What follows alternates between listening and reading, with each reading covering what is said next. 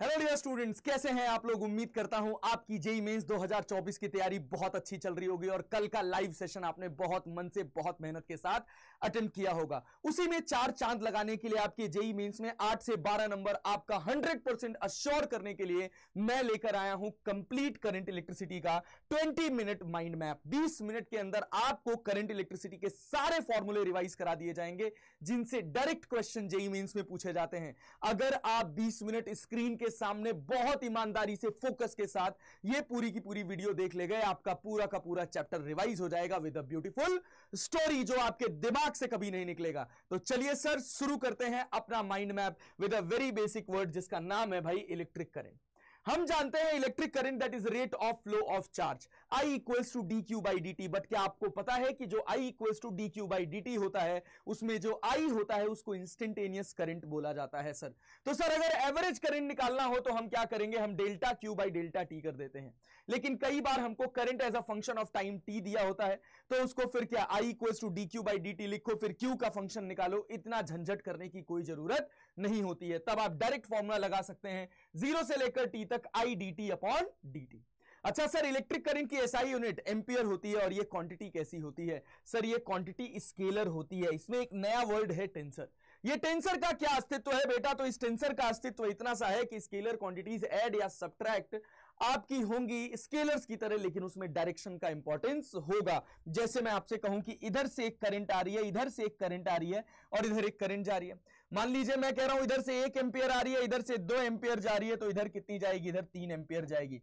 लेकिन जैसे ही आपका 1 एम्पियर वाला डायरेक्शन इधर हो जाएगा, ये करंट अपना डायरेक्शन पलटेगी, यहां आपका जो करंट होगा ये कितना हो जाएगा, 2 एम्पियर इधर आया, 1 एम्पियर इधर चला गया, तो ऑब्वियस सी बात है इधर 1 एम्पियर हो जाएगा। मतलब करंट अगर अपनी डायरेक्शन चेंज करती है तो उससे क्या होता है भाई, total current in the branch पे चेंज हो जाता है। लेकिन ये ऐड या सब्ट्रैक्ट स्केलर की तरह होती है, इसी वजह से इनको स्केलर में रखा जाता है। बट इनके डायरेक्शन का इंपॉर्टेंस होने की वजह से इनको टेंसर में प्रायोरिटाइज किया जाता है। मतलब अगर आपका चुनाव स्केलर और वेक्टर में है तब तो ये स्केलर होगा, लेकिन अगर यही आपका चुनाव स्केलर वेक्टर टेंसर में हो जाए तो ये जो क्वांटिटी है ये टेंसर क्वांटिटी हो जाती है।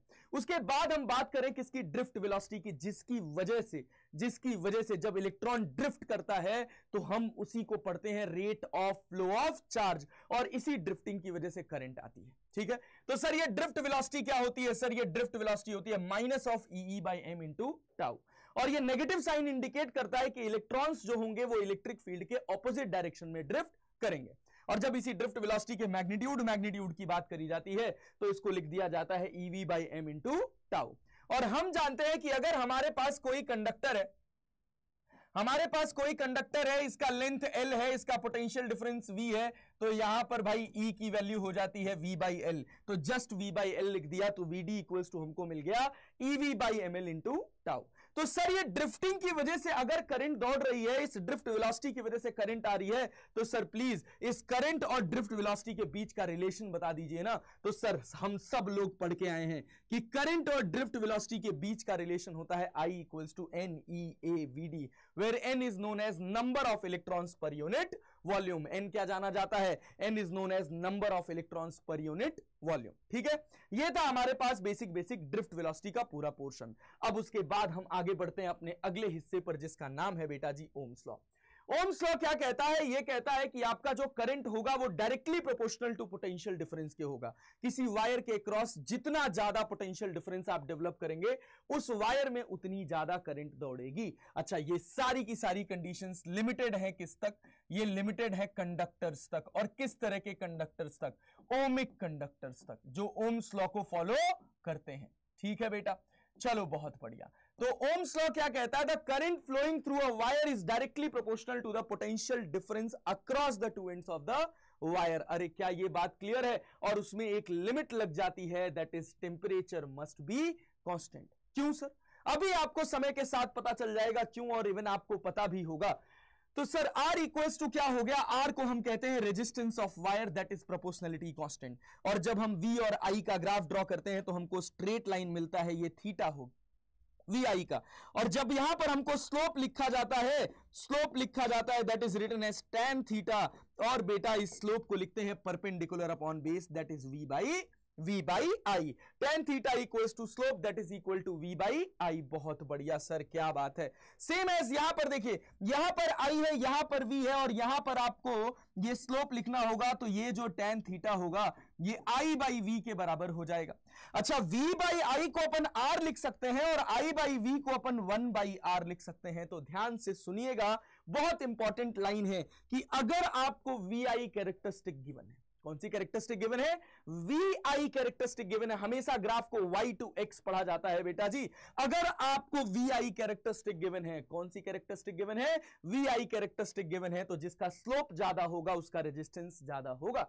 लेकिन अगर वही आपकी iv कैरेक्टरिस्टिक गिवन है, तो जिसका स्लोप ज्यादा होगा उसका रेजिस्टेंस कम होगा। क्या ये क्लैरिटी रहेगी आपके पास? चले भाई आगे बढ़ा जाए। Yes sir.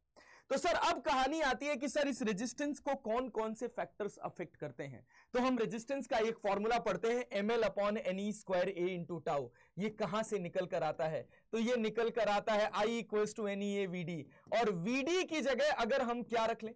VD की जगह क्या लिख लें? VD की जगह अगर हम लिख लें भाई EV by ML, EV by ML into EV by ML into tau, तो यहां से हमारे पास I by V, I by V जब हम करते हैं तो ये हमारे पास हो जाता है NE square A into tau by ML। और अभी हम पढ़ के आए हैं कि I by V 1 by R के बराबर है, तो यहां से हमको ये रिजल्ट मिल जाता है R equals to ML upon NE square A into tau, जिसमें मेरा जो रेजिस्टेंस है वो डायरेक्टली प्रोपोर्शनल टू लेंथ के है। मतलब लेंथ ज्यादा होगा तो रेजिस्टेंस ज्यादा होगा। Sir inversely proportional to area के है, जितना थिक वायर होगा उसका रेजिस्टेंस उतना कम होगा। अच्छा, ये टाउ क्या है sir? This tau is known age relaxation time. क्या जानते हैं इसको भैया? इसको हम जानते हैं रिलैक्सेशन टाइम के नाम से। The time interval between the two successive collision of electrons, जो हमको ड्रिफ्ट वेलोसिटी में बहुत अच्छे से, बहुत डिटेल में पढ़ने और समझने को मिलता है। तो सर अगर मैं कहूं इस रिलैक्सेशन टाइम का इस रेजिस्टेंस के साथ क्या रिलेशन है, तो this resistance is inversely proportional to relaxation time. वो हमको एक्सप्रेशन से दिख रहा है। मतलब अगर हम टेम्परेचर बढ़ाएंगे तो हमारा जो रिलैक्सेशन टाइम होगा, अगर हम टेम्परेचर को बढ़ाएंगे तो जो हमारा रिलैक्सेशन टाइम है वो घटेगा। और अगर मेरा रिलैक्सेशन टाइम घटेगा मतलब time interval between the two successive collisions बढ़ेगा। अरे बात समझ आ रही है? अगर time interval between the two successive collisions घटेगा टेम्परेचर के बढ़ाने से, टेम्परेचर के बढ़ाने से अगर time interval between the two successive collision, क्यों भाई? टेम्परेचर बढ़ाओगे एक्स्ट्रा काइनेटिक एनर्जी मिलेगी, जल्दी जल्दी टकराएंगे, और जल्दी जल्दी टकराएंगे तो टाउ घट जाएगा, तो आपका रेजिस्टेंस बढ़ जाएगा। अच्छा भाई बहुत बढ़िया। जब हम बात करते हैं रेजिस्टिविटी की, तो ये जो रेजिस्टिविटी है ये मटीरियल की प्रॉपर्टी होती है। किसकी प्रॉपर्टी होती है? ये मटीरियल की प्रॉपर्टी होती है बेटा जी। और जब हम मटेरियल की प्रॉपर्टी की बात करते हैं तो वहां उसका डायमेंशन रोल में नहीं आता, डायमेंशन इंडिपेंडेंट हो जाता है। मटेरियल का मतलब उसकी मॉलिक्यूलर कैरेक्टरिस्टिक। तो ध्यान से देखो, रो जो है वो किसके बराबर हो जाता है? वो m upon NE square into tau के बराबर हो जाता है। और इसी एक्सप्रेशन से R इक्वल्स टू लिखा जाता है रो L बाई A। ध्यान से देखिए, इसमें अगर मैं L लिख दूं डिवाइडेड बाई A कर दूं, तो ये मेरा पूरा का पूरा क्या बन जाएगा? ये मेरा पूरा का पूरा टर्म रेजिस्टेंस बन जाएगा। अरे क्लियर है क्या? This is factors affecting resistivity. अच्छा, इससे बस एक ही बात पता चल रही है कि रेजिस्टिविटी जो है वो बस केवल किस पर डिपेंड कर रहा है? It is depending only upon relaxation time. क्या ये बात क्रिस्टल क्लियर हो रही है बेटा? अगर तुम रिलैक्सेशन टाइम को डिस्टर्ब करोगे, मतलब time interval between the two successive collision को अगर तुम डिस्टर्ब करोगे, तभी तुम रेजिस्टिविटी को चेंज कर सकते हो।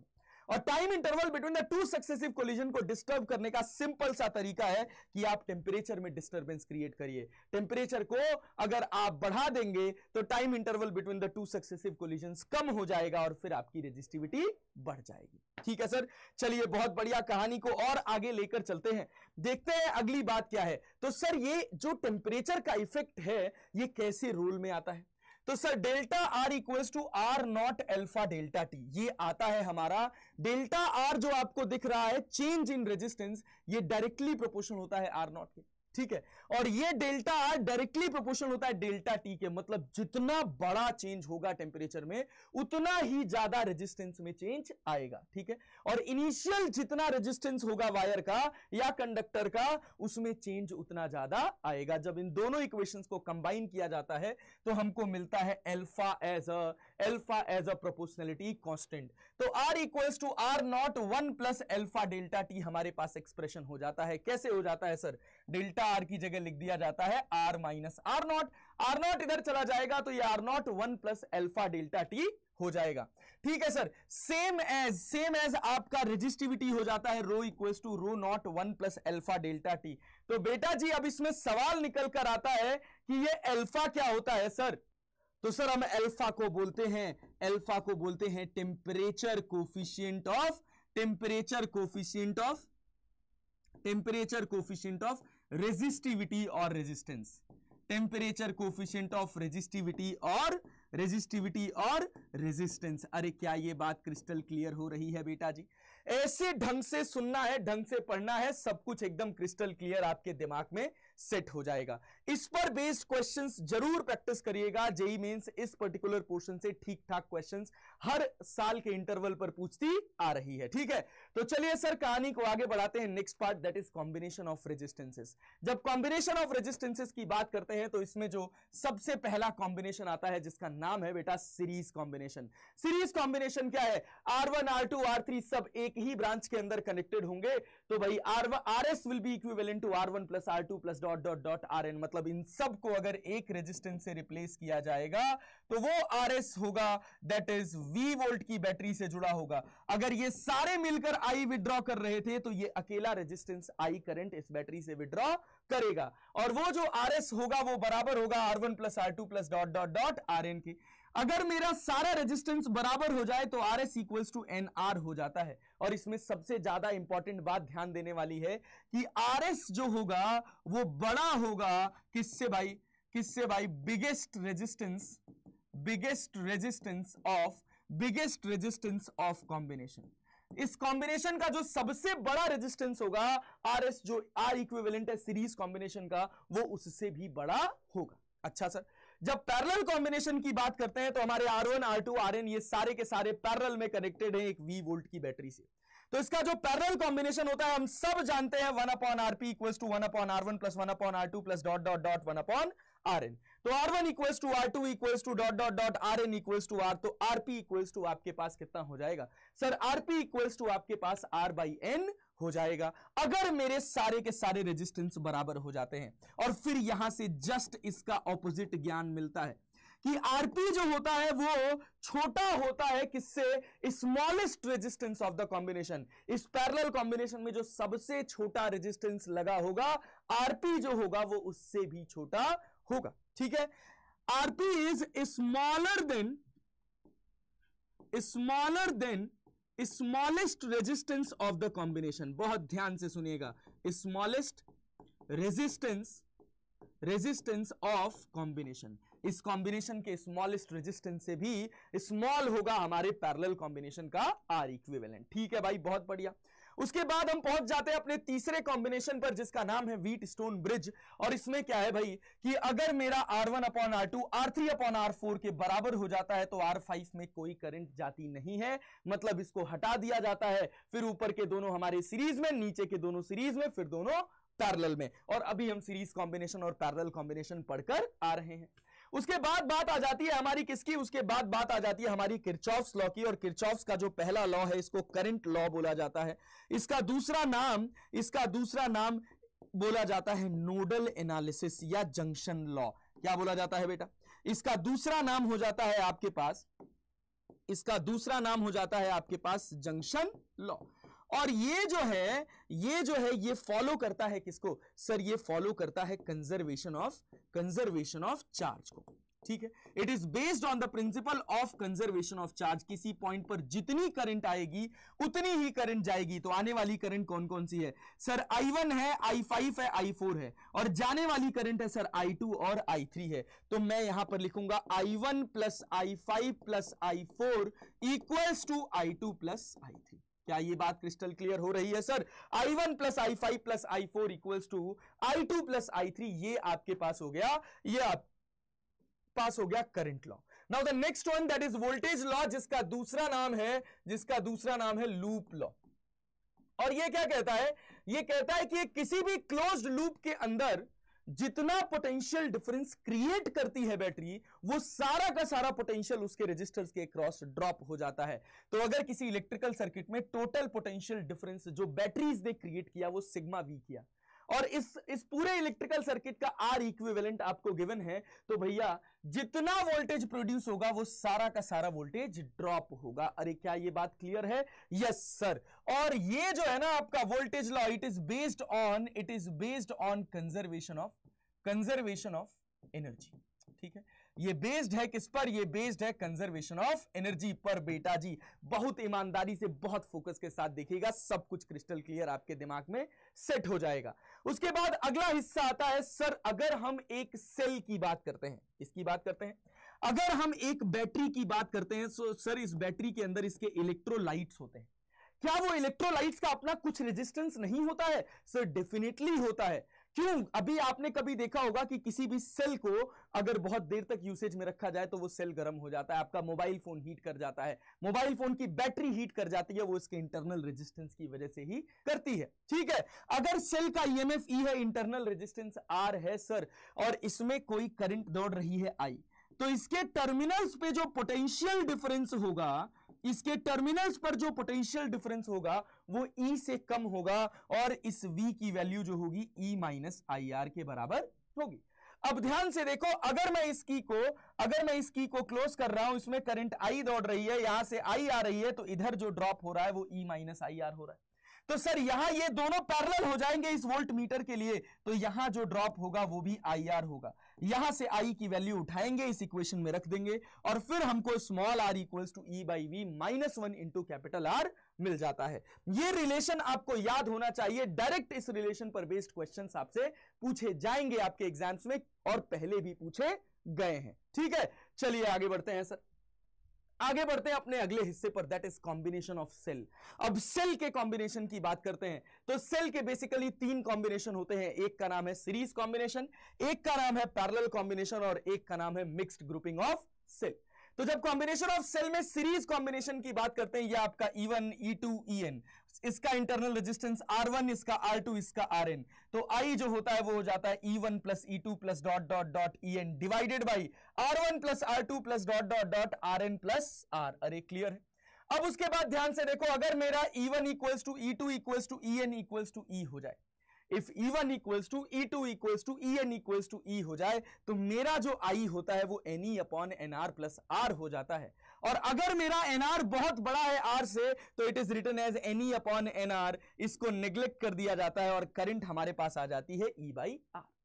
सेम एज जब पैरेलल कॉम्बिनेशन की बात करी जाएगी, तो E इक्विवेलेंट आपका हो जाएगा E1 upon R1 plus E2 upon R2 plus dot dot dot En upon Rn, और divided by 1 upon R1 plus 1 upon R2 plus dot dot dot 1 upon Rn। ये फॉर्मूला याद रखिएगा। अगर मेरा E1 cell R1 internal resistance का, E2 cell R2 internal resistance का, En cell Rn internal resistance का parallel में कनेक्टेड है, तो मेरा जो E इक्विवेलेंट होगा वो E1 upon R1 plus E2 upon R2 plus dot dot dot En upon Rn divided by 1 upon R1 plus 1 upon R2 plus dot dot dot 1 upon Rn के बराबर हो जाएगा। ठीक है, चले आगे बढ़े सर, आ जाइए सर, बहुत बढ़िया। अच्छा, अगर सारे सेल्स का ईएमएफ बराबर हो जाए, ये ER ER ER और connected with load resistance capital R, तो करंट कितना दौड़ेगा? तो सर करंट दौड़ेगा पैरेलल में सबका EMF same, divided by total resistance, ये रेजिस्टेंस R है, ये R, ये R, ये R सब कैसे कनेक्टेड है?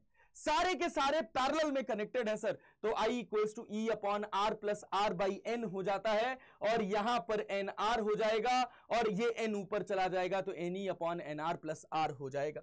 जनरली मेरा NR जो है बेटा वो बड़ा हो जाता है, किससे? वो इस इंटरनल रेजिस्टेंस से बड़ा हो जाता है, तो इसको इग्नोर कर दिया जाता है, और फिर I आपके पास आ जाता है E बाई R। ठीक है, चलिए बहुत बढ़िया सर। अब उसके बाद third one, that is mixed grouping of cell. अगर आपसे कहा जाए कि इसमें n सेल्स हैं और कितनी रोज हैं, ऐसी m रोज हैं, तो आपका जो करंट होगा इस लोड रेजिस्टेंस के थ्रू पास करेगा वो कितना होगा सर? यहां जो पोटेंशियल डिफरेंस होगा वो कितना होगा, टोटल ईएमएफ बैटरी का ई एन लगी हुई है तो NE divided by total resistance कितना, एक ब्रांच में आपके पास एनआर है, ऐसी कितनी ब्रांचेस हैं सर, ऐसी एम ब्रांचेस हैं, एक ब्रांच का रेजिस्टेंस एनआर है, ऐसी एम ब्रांचेस हैं, तो जो इसका इंटरनल रेजिस्टेंस होगा वो एनआर अपॉन एम हो जाएगा। अरे क्लियर है, तो भाई अगर हम इसको सॉल्व करेंगे तो ये M R plus N R और ये एम ऊपर चला जाता है तो I equals to M N E upon M R plus N R हो जाता है। ठीक है, अच्छा इसी में एक कंडीशन होती है कि for current to be maximum, for I max जो है उसका सिचुएशन है आपका एम आर जो है वो किसके बराबर हो जाए, आपका एम आर जो है वो एन आर के बराबर हो जाए, तो इस स्थिति में आपसे ये जो लोड रेजिस्टेंस है ये इस मिक्स्ड ग्रुपिंग कॉम्बिनेशन से सबसे ज्यादा करंट विथड्रॉ करता है। ये भी एक बहुत इंपॉर्टेंट सेगमेंट है, इससे भी डायरेक्ट सवाल जेईई मेंस में पूछे गए हैं। चलें आगे बढ़ें सर, आइए कहानी को और आगे बढ़ाते हैं, लेक्चर को और आगे लेकर चलते हैं sir. Now the second part of current electricity जिसका नाम है मेजरिंग इंस्ट्रूमेंट।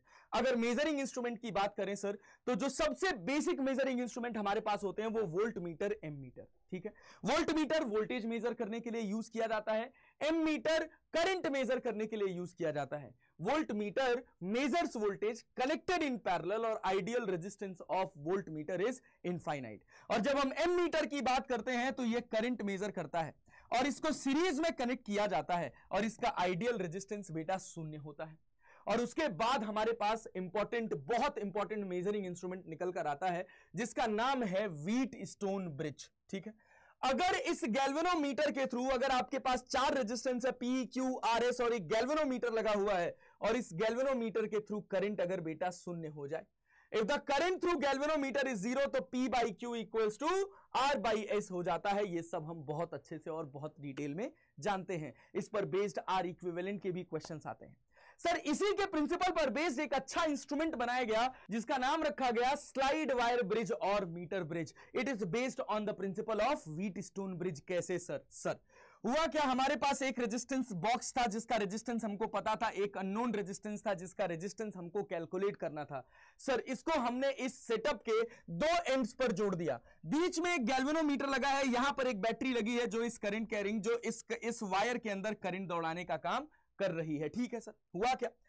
जब हमने यहां से की लगा रखी थी, इस की को क्लोज कर दिया, इसके अंदर करंट दौड़ रही थी, तो हमने जब इस गैल्वेनोमीटर के साथ ये जो जॉकी जुड़ी हुई है इसको ए एंड से बी एंड की तरफ स्लाइड करना स्टार्ट किया तो एक जगह ऐसी मिली जहां पर इस गैल्वेनोमीटर के अंदर रीडिंग 0 हो गई। तो हमने कहा कि रेजिस्टेंस जो होता है वो डायरेक्टली प्रोपोर्शनल टू एल के होता है। तो सर मैं कह रहा हूं इसका रेजिस्टेंस RL है और इसका रेजिस्टेंस 100 माइनस L है, तो सर ये गैल्वेनोमीटर के अंदर अगर रीडिंग 0 हो गई तो इसका मतलब R अपॉन RL जो होगा X upon R 100 minus L के बराबर हो जाएगा। मतलब R बाई X को मैं लिख सकता हूं RL upon R 100 minus L और RL is directly proportional to L and R 100 minus L is directly proportional to 100 minus L, तो इसको लिखा जा सकता है L upon 100 minus L। Simple length के ऊपर रखकर हम डायरेक्टली इस अननोन रेजिस्टेंस को कैलकुलेट कर सकते हैं। This is the application of slide wire bridge और मीटर ब्रिज। उसके बाद हमारे पास एक और डिवाइस आ जाती है जिसका नाम है पोटेंशियोमीटर, और तुरंत हमारे दिमाग में ख्याल आता है कि सर जब हमारे पास वोल्ट मीटर था ही तो हमें पोटेंशियोमीटर बनाने की जरूरत क्यों पड़ी। तो सर बेसिक सा कारण इसके पीछे बस इतना है कि पोटेंशियोमीटर की सेंसिटिविटी बहुत ज्यादा होती है। ठीक है, चलिए सर, तो ये क्या काम करता है और ये कैसे काम करता है sir. It is based on the principle of Ohm's law. Principle of Ohm's law is directly proportional to L कब से होने लगा, नहीं बेटा, वो क्या होता है, प्रोपोर्शनल ओम्स लॉ तो होता है V equals to I R. ओ भाई साहब, V equals to I R. अब ध्यान से देखिए वैसा ही कुछ है, यहां पर बैटरी का वोल्टेज कितना है, V है, और यहां पर एक की लगी हुई है, जैसे मैं इस की को क्लोज करूंगा इसके अंदर करंट दौड़ने लग जाएगी और भाई ये रियोस्टेट होगा आपके पास RH, यहां A होगा और ये एंड होगा B। तो इसके टर्मिनल पर वोल्टेज ड्रॉप मैं कह रहा हूं वो हो रहा है कितना, VAB। इसमें करंट दौड़ रही है I और वायर का रेजिस्टेंस है R, तो R इक्वल्स टू हम क्या लिखते हैं, rho L by A. Current constant, rho constant, A constant, मतलब VAB is directly proportional to L। अब हम क्या करते हैं सर अब हम देख रहे हैं कि अगर हम इसके टर्मिनल एंड से एक बैटरी लगा दें जिसका ईएमएफ ई है और इससे एक गैल्वेनोमीटर जोड़ दें और इसकी जॉकी को इस वायर के ऊपर ट्रेवल कराना स्टार्ट करें, अगर मेरा ई जो है वो छोटा है किससे, वीएबी से, अगर मेरा ई जो है वो छोटा है वीएबी से, तो एक पॉइंट यहां पर ऐसा आएगा जिस समय क्या होगा, इस गैल्वेनोमीटर के अंदर रीडिंग 0 हो जाएगी। ऐसा तब होगा जब इसके अक्रॉस होने वाला, इस वायर की उस लेंथ के अक्रॉस होने वाला वोल्टेज ड्रॉप इस ईएमएफ ऑफ द सेल के बराबर हो जाएगा, तब इस सेल के थ्रू कोई करंट पास नहीं करेगी। This is the principle of potentiometer. तो सर ये काम कैसे करता है और इसका क्या यूज है? तो सर इसकी दो बेसिक एप्लीकेशंस हैं बेटा जी। कौन कौन सी? पहली एप्लीकेशन है comparison of EMF of two cell, और दूसरी एप्लीकेशन क्या है, calculation of internal resistance of cell. बहुत ध्यान से देखिएगा, ये इसका जो नीचे वाला हिस्सा है, अगर मैं कहूं कि यहां पर मैं बैटरी लगाया हूं जिसका ईएमएफ है E1, तो ऑब्वियस सी बात है किसी L1 लेंथ पर बैलेंस होगा, और अगर मैं यहां पर एक सेल लगा दूं जिसका ईएमएफ है E2, तो वो कहीं L2 लेंथ पर बैलेंस होगा। तो सिंपल सी बात है, क्या E1 is directly proportional to L1 है, तो E1 अपॉन E2 क्या होगा सर, L1 अपॉन L2 के हो जाएगा। बहुत सिंपल सेटअप, बिना मतलब की कोई एक्स्ट्रा मेहनत नहीं रहेगी, आप दो सेल्स के ईएमएफ को कंपेयर कर पाएंगे। अच्छा, दूसरी एप्लीकेशन क्या है? दूसरी एप्लीकेशन है calculation of internal resistance of cell. समझो, मैंने एक सेल लिया और इस सेल का इंटरनल रेजिस्टेंस है, यहां पर मैं गैल्वेनोमीटर रखा और यही वाला पूरा सेटअप है, ध्यान से देखना, ए पॉइंट से शुरू हो रहा है और किसी एल लेंथ पर बैलेंस हो जा रहा है। तो जिस लेंथ पर बैलेंस हो रहा है उस समय इसके अंदर से कोई करंट नहीं जा रही है,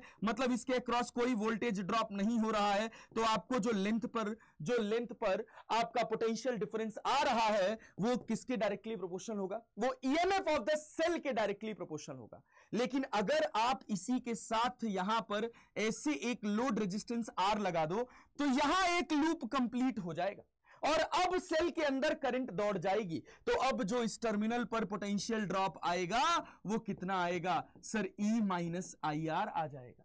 अरे भाई, E माइनस IR कम हो गया तो मतलब अब जो रीडिंग होगी वो L2 लेंथ पर मिलेगी। अगर L2 लेंथ पर मिलेगी तो हम क्या कहेंगे, ध्यान से देखिएगा कि जब EMF था तो L1 पर मिला, और जब सेल का पोटेंशियल आ गया, ये रेजिस्टेंस लग गया इसके पैरेलल में, तो ये L2 लेंथ पर मिला। तो E by V equals to L1 upon L2।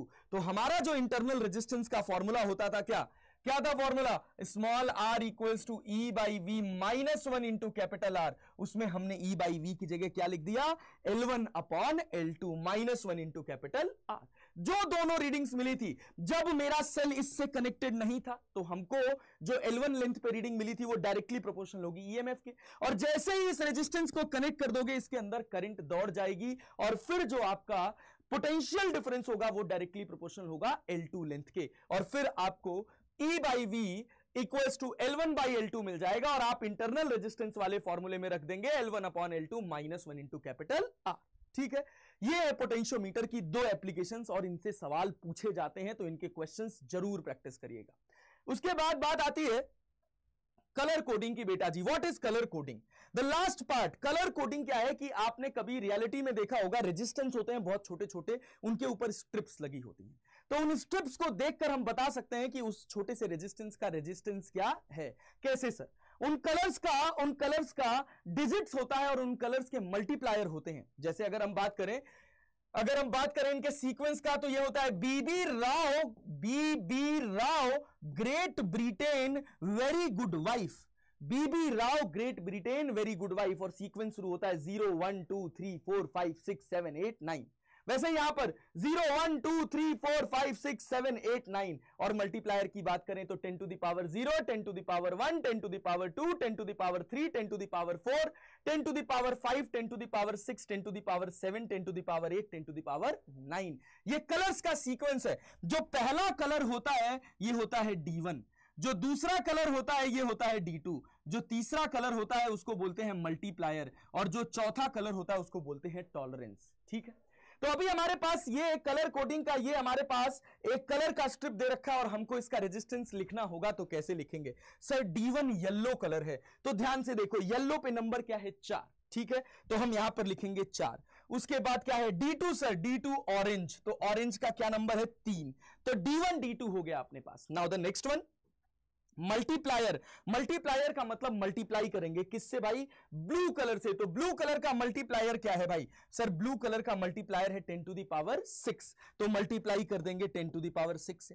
और कह रहा है कि लास्ट में सिल्वर कलर लगा है, इसका मतलब ये टॉलरेंस है, सिल्वर का टॉलरेंस क्या है, +-10%। इसका क्या मतलब होता है बेटा जी, इसका मतलब होता है कि ये जो गिवन रेजिस्टेंस है इससे 10% ज्यादा हो सकता है या 10% कम हो सकता है, इससे ज्यादा वेरिएशन नहीं होगा, that is named as tolerance. यहां खत्म होता है आपका पूरा 20 मिनट वन शॉट। मन लगाकर पढ़ते रहिए, मन लगाकर लेक्चर्स को फॉलो करते रहिए, सब कुछ आपके दिमाग में सेट हो जाएगा। बहुत ईमानदारी के साथ, पूरे एफर्ट्स के साथ हम आपके लिए मेहनत कर रहे हैं, तो आपकी भी मेहनत करने की जिम्मेदारी बनती है, आपको आपका सिलेक्शन अश्योर करना है। तो ठीक है, मिलते हैं आपसे अगली वीडियो में, तब तक के लिए धन्यवाद, बने रहिए और पढ़ते रहिए।